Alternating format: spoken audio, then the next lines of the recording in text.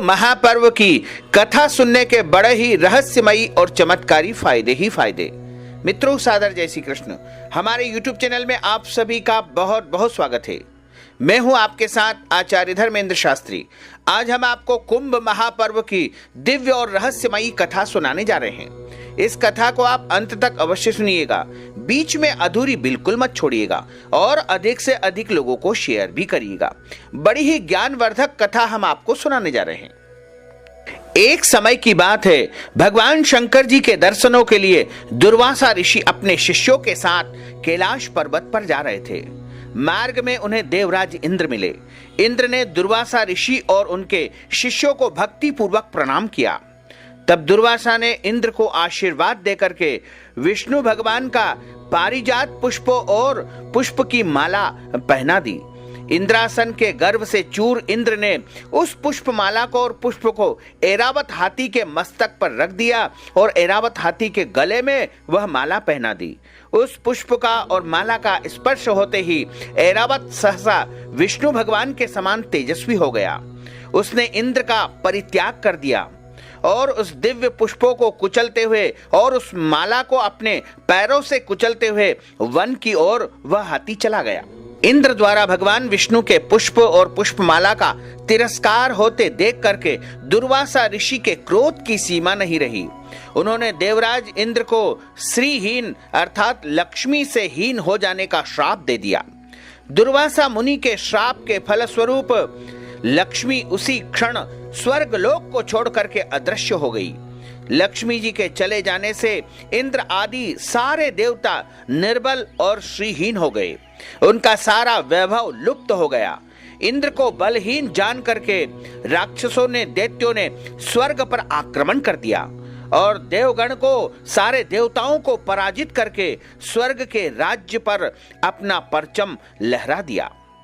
तब इंद्र देवगुरु बृहस्पति और अन्य देवताओं के साथ ब्रह्मा जी की सभा में उपस्थित हुए। तब ब्रह्मा जी बोले, हे देवराज इंद्र, भगवान विष्णु के भोग रूपी पुष्प का और पुष्पमाला का अपमान करने के कारण रुष्ट होकर के भगवती लक्ष्मी तुम्हारे पास से चली गई है और तुम श्रीहीन हो गए हो। उन्हें पुनः प्रसन्न करने के लिए तुम भगवान नारायण की कृपा दृष्टि को प्राप्त करो।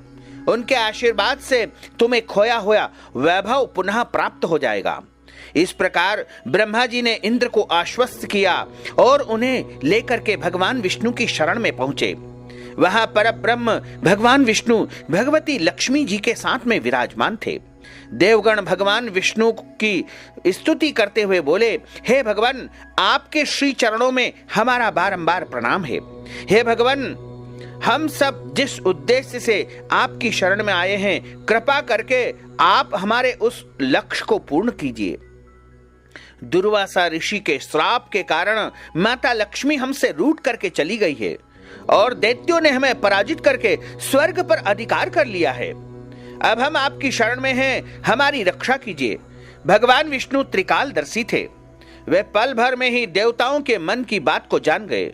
तब वे देवगणों से बोले, हे देवगण, मेरी बात ध्यान पूर्वक सुनो, क्योंकि केवल यही तुम्हारे कल्याण का एक उपाय है। दैत्यों पर इस समय काल की विशेष कृपा है, इसलिए जब तक तुम्हारे उत्कर्ष और दैत्यों के पतन का समय नहीं आता है, तब तक तुम उनसे संधि कर लो और क्षीर सागर के गर्भ में अनेक दिव्य पदार्थों के साथ साथ अमृत भी छिपा हुआ है। उसे पीने वाले के सामने मृत्यु भी पराजित हो जाती है। अतः अमृत प्राप्ति के लिए तुम्हें समुद्र मंथन करना पड़ेगा, समुद्र को मथना पड़ेगा। यह कार्य अत्यंत कठिन और भयंकर दुष्कर है। अतः इस कार्यों में दैत्यों की सहायता लो। कूटनीति भी यह कहती है कि आवश्यकता पड़ने पर शत्रुओं को भी मित्र बना लेना चाहिए। तत्पश्चात अमृत पी करके सारे देवता अमर हो जाओ। तब दुष्ट दैत्य तुम्हारा कुछ भी नहीं बिगाड़ पाएंगे। हे देवगण, वे जो भी शर्त रखे उसे स्वीकार कर लेना। यह बात याद रखे कि शांति से सभी कार्य बन जाते हैं, क्रोध करने से कुछ नहीं होता है। भगवान विष्णु के परामर्श के अनुसार इंद्र आदि सारे देवगण दैत्यराज बलि के पास संधि का प्रस्ताव लेकर के गए। और उन्हें अमृत के बारे में बता करके समुद्र मंथन के लिए तैयार कर लिया। समुद्र मंथन के लिए समुद्र में मद्राचल पर्वत को स्थापित किया गया, वासुकी नाग को रस्सी बनाया गया। तत्पश्चात दोनों पक्ष अमृत प्राप्ति के लिए समुद्र मंथन करने लगे। अमृत पाने की इच्छा से सभी बड़े जोश और वेग से समुद्र का मंथन कर रहे हैं। सहसा तभी समुद्र से कालकूट नामक भयंकर विष निकला। उस विष से सारी दिशाएं जलने लगी। समस्त प्राणियों में हाहाकार मच गया और हलाहल नाम का वह विष समुद्र मंथन करने से सबसे पहले निकला और वह बहुत ही तीव्र था। बहुत ज्वाला उससे निकल रही थी। हलाहल विष की ज्वाला सभी देवता और दैत्य सहन नहीं कर पा रहे थे, उनको जलन होने लगी थी। इस पर सभी ने मिलकर के भगवान शंकर जी से प्रार्थना की। शंकर जी ने उस विष को अपनी हथेली पर रख करके पी लिया और उसे अपने कंठ से नीचे नहीं उतरने दिया तथा उस विष के प्रभाव से भगवान शंकर जी का कंठ नीला पड़ गया। इसलिए महादेव जी को नीलकंठ कहा जाने लगा। हथेली से पीते समय कुछ विष धरती पर गिर गया, जिसके अंश से आज भी जो है सांप, बिच्छू और जहरीले जीव जंतु हमें देखने को मिलते हैं। समुद्र मंथन से जो दूसरी वस्तु निकली थी वह थी कामधेनु गाय। विष के बाद मथे जाने पर समुद्र के चारों ओर से बड़ी जोर जोर से आवाज उत्पन्न हुई। देव और असुरों ने जब सिर उठा करके देखा तो पता चला कि साक्षात सुरभि कामधेनु गाय है। इस गाय को काले, श्वेत, पीले, हरे तथा लाल रंग की सैकड़ों गोए घेरे हुई थी। गाय को हिंदू धर्म में पवित्र माना जाता है और कामधेनु गाय सबका पालन करने वाली है। अतः कामधेनु गाय जो है स्वर्ग में पहुंचा दी गई। उसके बाद उच्चैश्रवा नाम का घोड़ा निकला। घोड़े तो कई हुए, लेकिन श्वेत रंग का उच्चैश्रवा घोड़ा सबसे तेज दौड़ने वाला था। अब इस घोड़े का जो है कोई भी प्रजाति इस पृथ्वी पर मौजूद नहीं है। अशोक का राजा है। उच्चैश्रवा का अर्थ होता है जिसका यश ऊंचा हो, जिसके कान ऊंचे हो, ऐसा ऊंचा सुनते हो। उसके बाद चौथा पदार्थ वहां से निकला ऐरावत हाथी। हाथी तो सभी अच्छे और सुंदर नजर आते हैं, लेकिन सफेद हाथी को देखना अद्भुत है। ऐरावत सफेद हाथियों का राजा है। इरा का अर्थ होता है जला और इरावत अर्थात समुद्र से उत्पन्न हुए हाथी को इरावत कहा जाता है। यह हाथी देवताओं और असुरों द्वारा किए गए समुद्र मंथन के दौरान 14 मूल्यवान धातुओं में से एक निकला था और इसे इंद्र को दे दिया गया। चारों दांतों वाले सफेद हाथी का मिलना मुश्किल होता है। ऐरावत हाथी जो है इंद्र को प्राप्त हो गया। इसके बाद पांचवी वस्तु निकलती है कौस्तुभ मणि। समुद्र मंथन के दौरान पांचवा रत्न था कौस्तुभ मणि। कौस्तुभ मणि को भगवान विष्णु ने धारण कर लिया। महाभारत में उल्लेख है कि कालिया नाग को भगवान श्री कृष्ण ने गरुड़ के त्रास से मुक्त करवाया था। उस समय कालिया नाग अपने मस्तक से उतार करके भगवान कृष्ण को यह कौस्तुभ मणि दे दी थी। एक चमत्कारिक मणि है। माना जाता है कि इच्छाधारी नागों के पास ही यह मणि रहती है या फिर समुद्र के किसी अंतल गहराइयों में कहीं दबी पड़ी होती है। हो सकता है धरती की किसी भी गुफा में यह कौस्तुभ मणि आज भी रखी हुई है। इसके बाद कल्पद्रुम छठा रत्न वहां से प्राप्त हुआ। यह दुनिया का सबसे बड़ा धर्म ग्रंथ माना जाता है जो समुद्र मंथन के दौरान प्राप्त हुआ है। कुछ लोग इसे संस्कृत भाषा की उत्पत्ति से जोड़ते हैं और कल्पद्रुम ज्योतिष के अनुसार एक योग भी होता है। इसके बाद सातवीं वस्तु रंभा नाम की एक अप्सरा समुद्र मंथन से प्राप्त हुई। पुराणों में रंभा का चित्रण एक प्रसिद्ध अप्सरा के रूप में माना जाता है जो कि कुबेर की प्रसिद्ध अप्सरा थी। रंभा कुबेर के पुत्र नल कुबेर के साथ रहती थी, उनकी पत्नी बन गई थी। ऋषि कश्यप और प्राधा की पुत्री का नाम रंभा था। महाभारत में इसे तुरुम्ब नाम के गंधर्व की पत्नी भी बताया गया है। समुद्र मंथन के दौरान इंद्र ने देवताओं से रंभा को अपनी राजसभा के लिए प्राप्त किया था। विश्वामित्र की घोर तपस्या से विचलित होकर के इंद्र ने रंभा को बुला करके विश्वामित्र का तप भंग करने के लिए भेजा था। अप्सरा को गंधर्व लोक का वासी माना जाता है। कुछ लोग इन्हें परी भी कहते हैं। इसके बाद समुद्र मंथन से 8वीं वस्तु प्राप्त हुई थी माता लक्ष्मी। समुद्र मंथन के दौरान लक्ष्मी जी की उत्पत्ति हुई। लक्ष्मी अर्थात श्री की उत्पत्ति हुई। कुछ लोग इसे स्वर्ण भी मानते हैं। वह समृद्धि को देने वाली होती है और माता लक्ष्मी जब प्राप्त हुई तो वह साक्षात नारायण को वरण करने के लिए चली गई। तब से लक्ष्मी नारायण दोनों ही एक माने जाते हैं। इसके बाद 9वीं वस्तु वारुणी नाम की मदिरा समुद्र मंथन से प्राप्त हुई। वारुणी एक प्रकार की मदिरा होती है। समुद्र मंथन के दौरान जिस मदिरा की उत्पत्ति हुई उसका नाम वारुणी रखा गया। वरुण अर्थात जल, जल से जो मदिरा उत्पन्न हुई उसे वारुणी कहा जाता है और वारुणी नाम की मदिरा असुरों को दे दी गई। इसके बाद 10वां पदार्थ जो निकला था वह था चंद्रमा। ब्राह्मणों क्षत्रियों के कई गोत्र होते हैं। उनमें से एक चंद्र से जुड़े गोत्र होते हैं, जैसे चंद्रवंशी। पौराणिक संदर्भों के अनुसार चंद्रमा की तपस्वी अत्रि और अनुसुईया की संतान बताया गया है, जिसका नाम सोम है। दक्ष प्रजापति की 27 पुत्रियां हैं, जिनके नाम पर 27 नक्षत्र पड़े हैं। ये सब चंद्रमा को ब्याही गई थी। आज हम आसमान में जो चंद्रमा देखते हैं वह समुद्र मंथन के माध्यम से ही उत्पन्न हुआ है। इस चंद्रमा का चंद्रवंशियों के साथ गहरा संबंध है और पुराणों के अनुसार चंद्रमा की उत्पत्ति समुद्र मंथन से ही हुई है। इसके बाद 11वां पदार्थ जो निकला था वह पारिजात वृक्ष है। समुद्र मंथन के दौरान कल्प वृक्ष के अलावा पारिजात वृक्ष की उत्पत्ति हुई थी। पारिजात या हार श्रृंगार उन प्रमुख वृक्षों में से एक है, जिसके फूल ईश्वर की आराधना में महत्वपूर्ण स्थान रखते हैं। धन की देवी लक्ष्मी को पारिजात के पुष्प अति प्रिय होते हैं। यह पारिजात वृक्ष स्पर्श करने मात्र से ही मनुष्य की सारी थकान को मिटा देता है। पारिजात वृक्ष में कई औषधि गुण होते हैं। हिंदू धर्म में माना जाता है कि कल्प वृक्ष के बाद पारिजात को महत्व दिया गया है। इसके बाद बरगद और पीपल का और नीम का महत्व बताया गया है। तो पारिजात वृक्ष जो कि स्वर्ग में स्थापित कर दिया गया। इसके बाद 12वीं वस्तु जो समुद्र मंथन से प्राप्त हुई थी वह थी पांचजन्य शंख। समुद्र मंथन से पांचजन्य शंख प्राप्त हुआ था और यह शंख स्वयं नारायण ने अपने पास रखा था।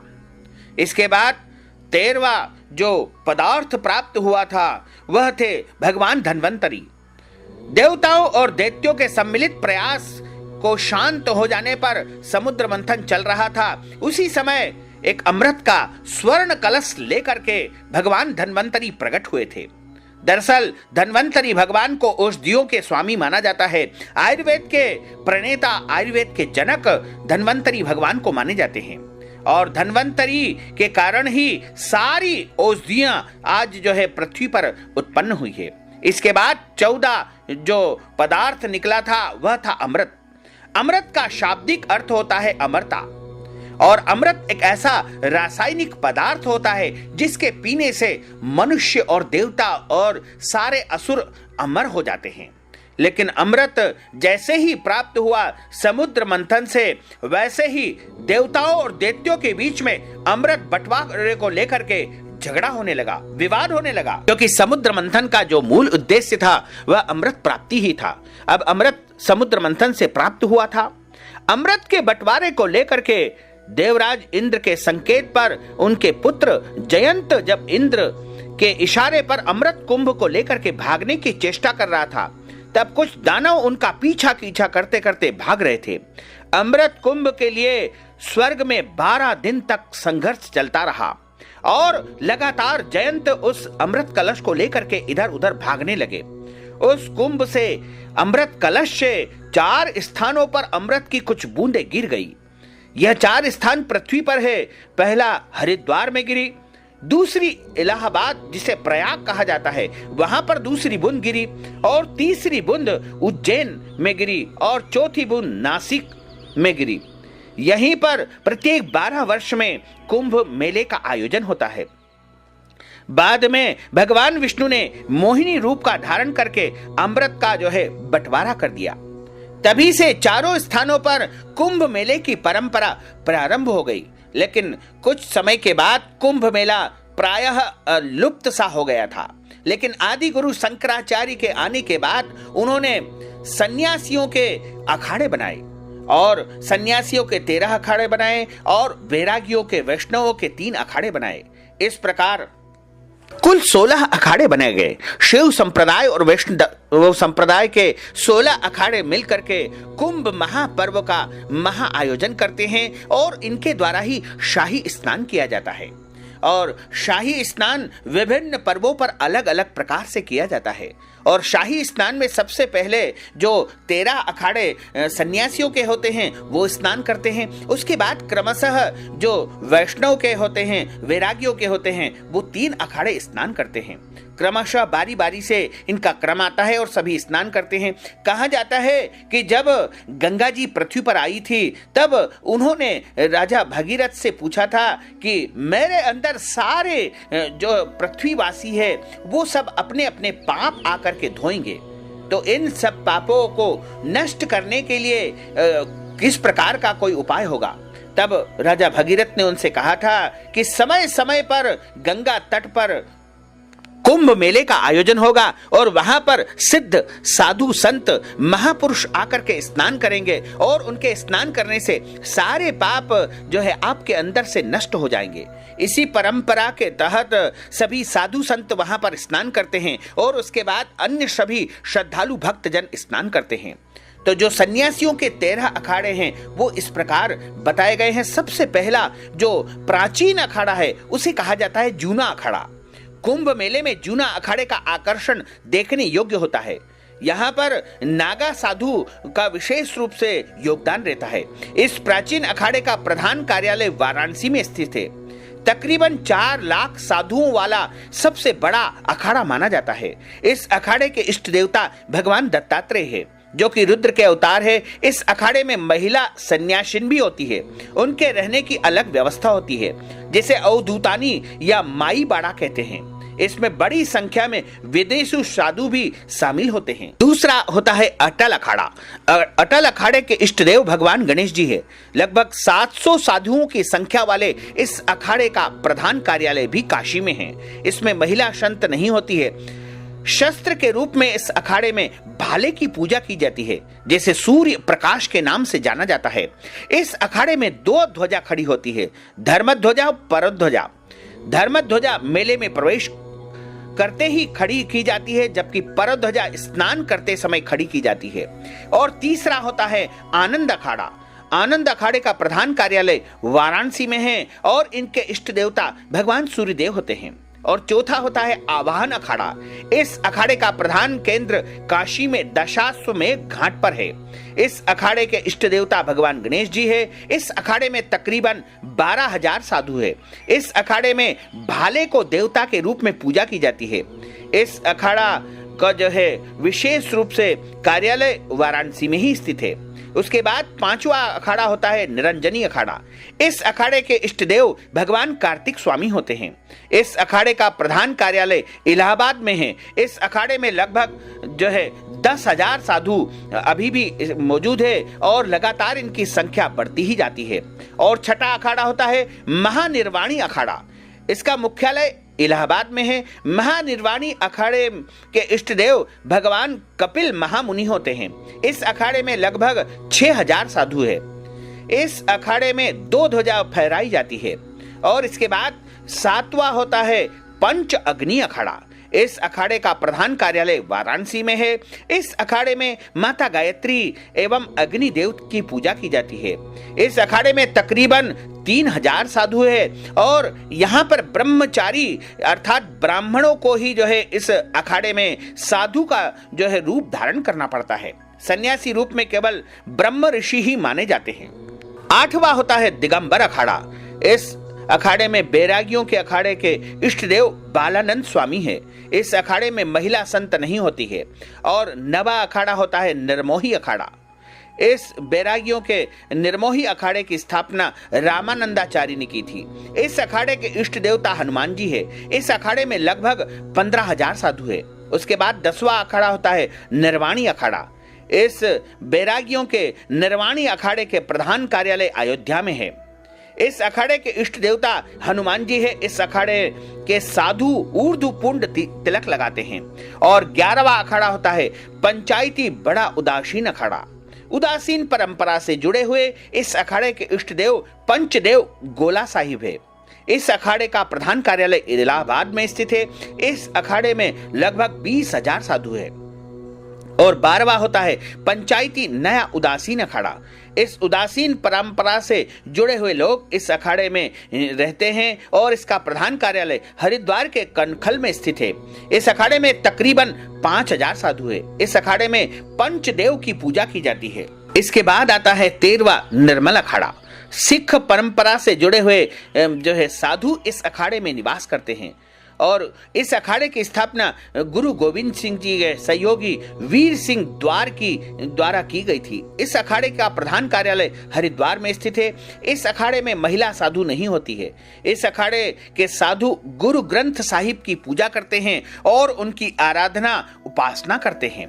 जिस तरह शैव पंथ के लिए शंकराचार्य, मत्स्येंद्रनाथ, गुरु गोरखनाथ, उसी तरह वैष्णव पंथ के लिए रामानुजाचार्य, रामानंदाचार्य, वल्लभाचार्य ने उल्लेखनीय कार्य किए हैं। उन्होंने वैष्णव संप्रदायों को पुनर्गठित करने का कार्य किया है।